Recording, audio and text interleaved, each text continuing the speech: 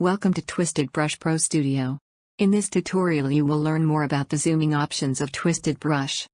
TwistedBrush Pro Studio allows you to zoom in to work more closely on fine details or zoom out to see more of your image that may not fit completely on the screen at the normal zoom level.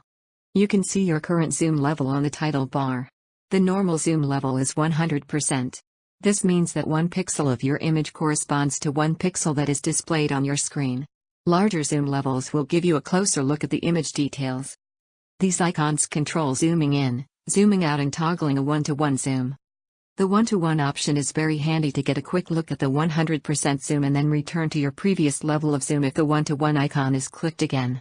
Zoom controls can also be found in the quick command panel. No matter of the zoom level, the page view panel will always display your entire image. The View menu has numerous zoom controls as well.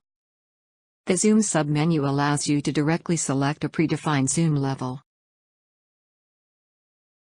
The Zoom Fit option will apply an automatic zoom level so the entire image becomes visible in the drawing area.